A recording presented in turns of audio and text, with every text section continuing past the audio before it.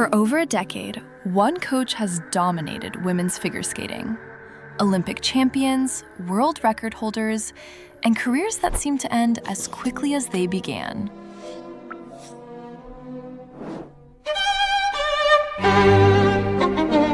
Different skaters,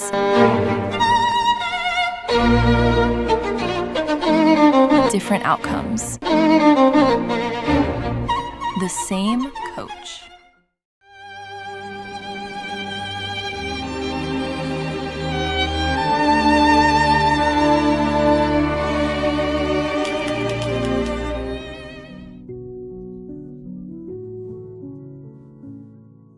To understand that, you have to go back to the beginning, before the dominance, before the controversy. Etiri Tutberidze was simply another coach in the Russian system, but that changed in 2014. At the Sochi Winter Olympics, a 15-year-old girl named Yulia Lipnitskaya became the face of a new era. Her performance helped secure a gold medal for Russia and put her on the front page of the Times magazine. But in this case, it introduced the world to Etiri Tutberidze. Almost overnight, Etiri's name became associated with something rare in figure skating: consistency, precision, and results. But Yulia's story didn't end the way people expected. Within just a few years, her performances began to decline. Injuries, pressure, and physical changes took their toll.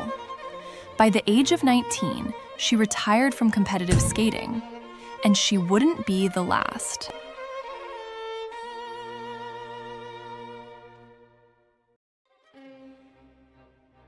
After Yulia, Etiri wasted no time. A new skater emerged, Evgenia Medvedeva. And just like before, she didn't just win, she dominated. For 2 years, Medvedeva was nearly unbeatable, breaking the ISU scoring records 13 times, competition after competition. And behind that success was the same coach. But this wasn't just about talent. Etiri's camp had developed a system. Find up-and-coming talent, make them stick to a strict training regimen with little food so they stay thin, and incorporate highly technical elements in their routines, and hope their skaters can withstand that. And some do, but not forever. Young athletes, trained to maximize technical difficulty at an early age. Jumps that pushed the absolute limits of the sport. Programs designed for maximum scoring potential. And it worked. After her countless success stories, Evgenia was believed to be the favorite of Etiri. She had won every single international competition. All that was left was the Olympics. It was widely believed at the time that Olympic success was a guarantee for her, as there wasn't anyone else that could throw her off. She's literally unbeatable. She's in a league of her own. She's making it look way too easy. At least, that's what everyone believed. Etiri's favorite skater was about to win gold. However, another Etiri girl, Alina Zagitova, had other plans. Alina was younger, stronger, and most importantly, less injured than Evgenia. Even though she was only 15, she still was a real threat. A threat that went under most people's radar. Now, all the girls we have shown have one thing in common. They're all under 19 years old. People noticed this and started to realize that Etiri's style of coaching was only fit for young, adolescent girls.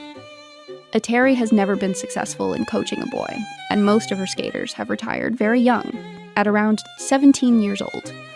Every single skater that Etiri has coached has racked up at least one or more serious injuries. Evgenia Medvedeva, a fractured foot.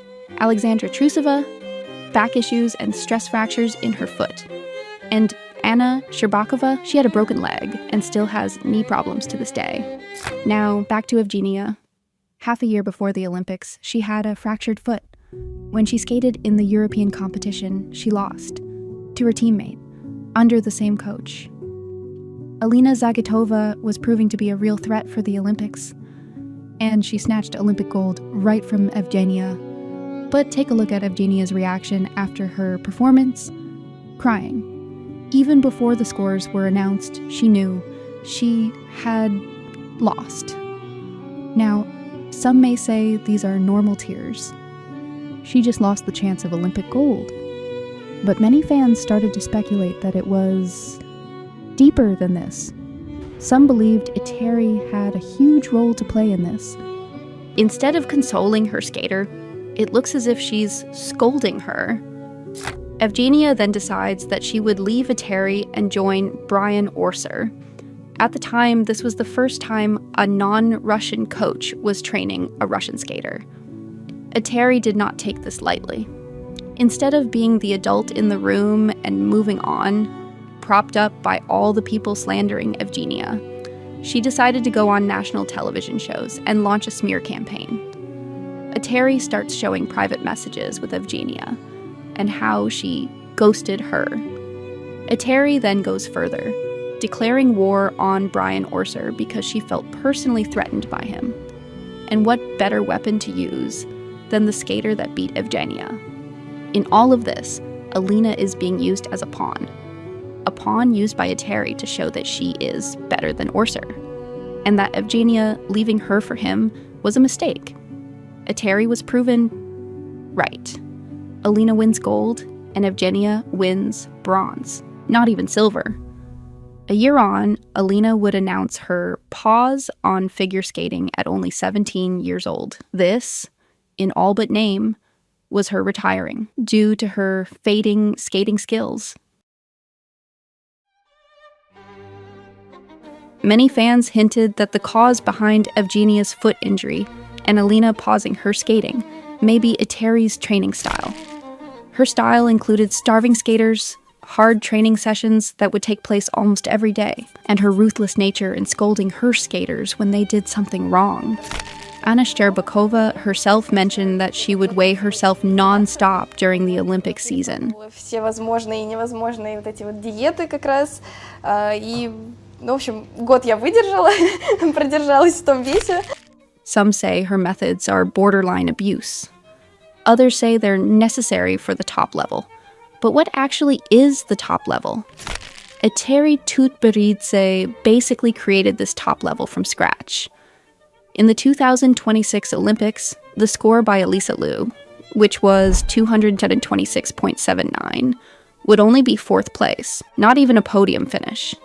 So if Etiri created these standards, then she's also directly at fault for the short careers these skaters have. Short careers are something Etiri's skaters are known for, and since almost all of them have only been able to attend one Olympic season, they often retire before the next one. One Olympic season, however, would change Etiri for years to come. By 2022, Etiri Tutberidze's system had reached the pinnacle. 3 of the top contenders at the Olympic Games were all of her students: Kamila Valieva, Alexandra Trusova, Anna Shcherbakova, 1 coach, 3 medal favorites, total control over the podium. On paper, it was the ultimate success. But what followed became one of the most controversial moments in modern figure skating. First of all, the path these skaters took was not easy. They first had to run the crucible that were the Russian nationals for these 3 Olympic places. I mean, the nationals were like the Hunger Games. So many talented skaters and only 3 spots. That alone was a mess, and all 3 of these girls were beaming for gold. They wanted it, and they all thought they could achieve it. Going into the Olympics, Kamila Valieva was the clear favorite. She had dominated the season, broken records, delivered performances that many believed were untouchable. But just days before the event, everything changed. A doping scandal involving Valieva became public. Suddenly, the entire competition was under scrutiny. The pressure surrounding the event intensified, not just for her, but for everyone involved. And still, she was allowed to compete. By the time the final skate began, the atmosphere had shifted completely. This was no longer just a competition. It was a pressure cooker. Valieva entered the free skate in first place. But what followed was a complete collapse. She made multiple errors, fell repeatedly, something that had almost never happened before at this level. She dropped from first to fourth, and when she left the ice, she was visibly shaken, in tears. What happened next became one of the most discussed moments of the entire Olympics. Instead of comfort, the first reaction from her coach was criticism. Questions about missed elements, about mistakes. Observers, commentators, and even officials reacted strongly to what they saw as a cold response in a moment of visible distress. For many watching, it raised a question that had been building for years. What kind of environment produces this? But Valieva wasn't the only one. Because just moments later, another scene unfolded. Alexandra Trusova had just delivered one of the most technically difficult performances in Olympic history. 5 quadruple jumps, a level of difficulty never seen before in women's skating. She finished first in the free skate. But overall, she placed second. She won silver. And that's when everything broke. On live television, Trusova began to cry, then scream, "I hate the sport. I will never go on the ice again." She repeated over and over that she was the only one without a gold medal. Despite landing the most difficult program, she hadn't won. This moment matters because it reveals something deeper than just disappointment. It shows what happens when a system is built entirely around winning. Not performance, not artistry, not longevity. Winning. And then there was the third skater, Anna Shcherbakova, the Olympic champion. But even that moment felt different. Reports and footage showed her standing alone after her victory. Quiet, almost disconnected from the chaos unfolding around her. No celebration, no shared moment. Just silence. 3 athletes. Gold, silver, and 4th place. All from the same coach. And all visibly overwhelmed. For many viewers, this wasn't dominance anymore. It was something else. A system where one athlete collapses under pressure. Another breaks down after winning silver. Stands alone, without celebration. And at the center of all of it was Etiri Tutberidze.